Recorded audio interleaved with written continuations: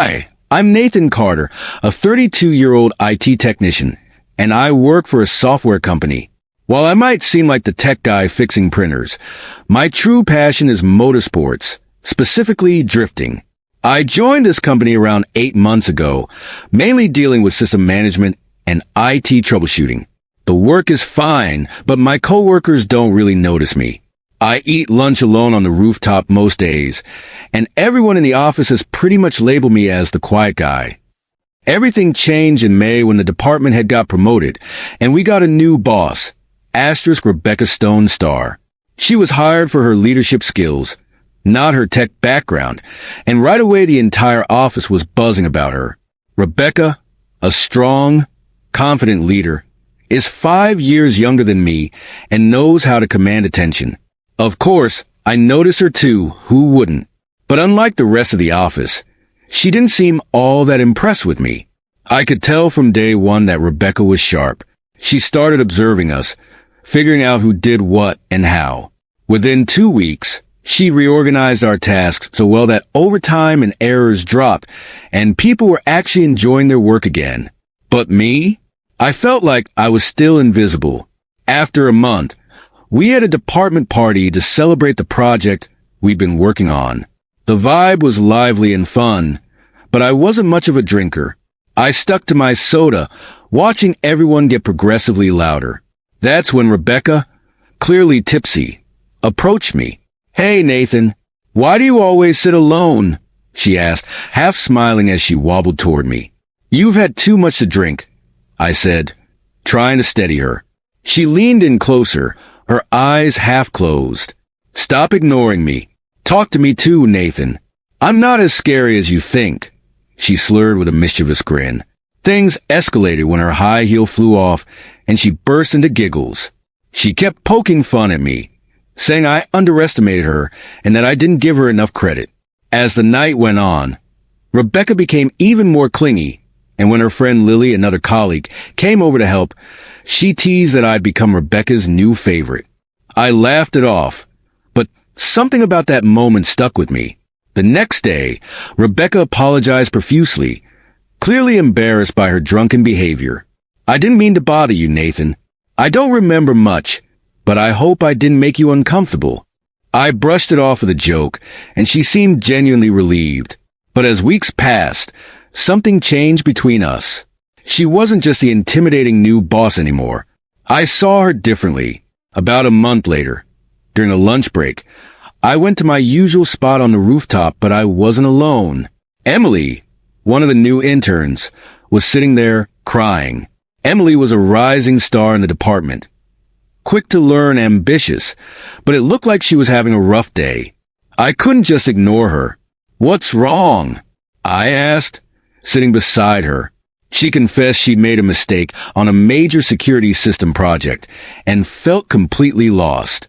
Nobody in the department had time to help her, and the deadline was fast approaching.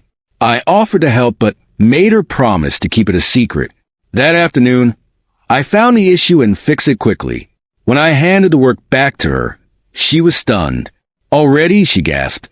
I winked and reminded her, "Keep this between us." The next day, I got called into Rebecca's office. She had this look on her face, half amused, half suspicious. "Nathan, you fixed that security bug, didn't you?"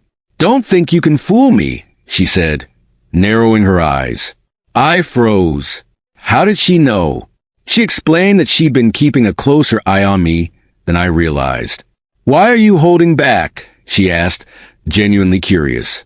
I didn't know what to say. Then, out of nowhere, Luke, one of the company's top cybersecurity specialists, barged in. "Who built this system?" he demanded. Emily looked terrified, but before she could answer, I stood up. "It was me," I admitted. Luke smirked. "I knew it." Then Rebecca chimed in. "Nathan, why aren't you showing everyone what you're capable of?" I realized then that I couldn't hide anymore. It turns out Rebecca had done her homework on me. She found out about my past work, things I'd tried to leave behind. I had a talent for software development, but I'd been burned before by someone I trusted, which made me step back from the spotlight. When I told Rebecca my story, She listened intently. She wasn't angry anymore, just understanding. "You're wasting your talents, Nathan," she said softly, her voice tinged with emotion. "Don't make the same mistake I did." Her vulnerability took me by surprise. She wasn't just a boss who had it all together. She had her own struggles, her own feelings of inadequacy. For the first time, we connected on a deeper level. From that day on, I stopped hiding. I took on bigger challenges, and Rebecca became more than just my boss. She became someone I admired, someone I wanted to impress. And yes, maybe even something more. As I reflect on those days, it feels surreal how life has changed. Jennifer and I are now partners, not just at work, but in life. After that rooftop confession, everything shifted. She became more than just my boss, and I stopped holding myself back. It was as though we both found what we needed in each other. We worked together on numerous projects, and our department became one of the most efficient in the company. The old frustration and tension were replaced with trust and collaboration. It wasn't long before our relationship blossomed, and after a few years of keeping it professional during work hours, we finally announced our engagement to our colleagues. Everyone saw it coming, of course, especially after that night at the party. Sally often teased me, calling me Jennifer's secret weapon, saying how I helped transform the department without anyone realizing. Kate, Jennifer's twin sister, still worked in her unique role as a white hat hacker.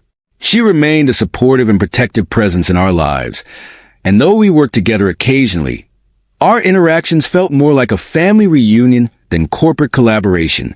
But then, something unexpected happened. It started with whispers, hushed conversations in the corridors, and suspicious glances. Jennifer, now a senior director in the company, was being considered for a prestigious promotion that would take her to headquarters in New York, a move that would separate us physically, even if temporarily. One evening, after a long day of meetings, Jennifer looked more pensive than usual. We sat in our favorite cafe, sipping coffee, the dim lights giving her face a soft glow. "What's on your mind?" I asked, gently placing my hand on hers. She sighed, staring into her cup. "They want me to take the promotion." I raised an eyebrow, not entirely surprised. "That's great. You've worked so hard for this." "I know, but if I take it, I'll have to leave for at least a year." The weight of her words settled between us. A year apart, especially with the responsibilities that came with her new role, would be difficult. We had built a life together, both personally and professionally, and the idea of her being halfway across the world left me feeling uneasy. "But it's an amazing opportunity for you," I said, trying to remain positive. "We can make it work." Jennifer hesitated. "I don't know if I want to take it." "Why not? This is everything you've worked for." She looked at me with a softness I hadn't seen in a long time. "Because I don't want to leave you behind." Her words hit me harder than I expected. The truth was, I didn't want her to go either, but I also didn't want to hold her back. After all, she had been the one to push me to reach my potential. Now, it was my turn to support her in achieving hers. "You're not leaving me behind," I said softly. "You're following your dream. And if that dream takes you to New York, then that's where you need to be. We'll figure out the rest." Jennifer's eyes filled with tears, but she quickly blinked them away. "You always know what to say." "I'm serious," I replied. "You're my wife, my partner. We'll find a way to make it work." For the first time in days, I saw her smile and it felt like a weight had been lifted. We spent the rest of the evening talking about the logistics, what our lives would look like during the separation, and how we'd handle the transition. A few weeks later, Jennifer accepted the promotion.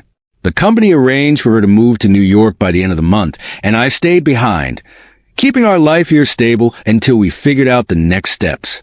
We promised to visit each other as often as possible, and technology made staying connected easier than ever. Still, the first night, I slept alone in our bed. I couldn't shake the feeling of emptiness. The house felt too quiet, too big without her presence. But I knew this was just the beginning of a new chapter for both of us. Despite the distance, our bond only grew stronger. Jennifer excelled in her new role, and I found myself taking on more responsibilities at work. We were both growing, both reaching new heights, but always with each other in mind. 6 months into the move, Jennifer surprised me with a phone call. "I've been offered a permanent position here in New York," she said, her voice laced with excitement. I paused, unsure of how to feel. "That's amazing, Jen. What does that mean for us?" There was a long pause on the other end of the line. "It means I want you to move here with me." It wasn't a question. It was a declaration. Jennifer wanted to build a new life together in New York, and after everything we'd been through, how could I say no? The thought of leaving my job, our friends, and everything familiar was daunting. But the idea of being with Jennifer, of building our future in a new city, was even more exhilarating.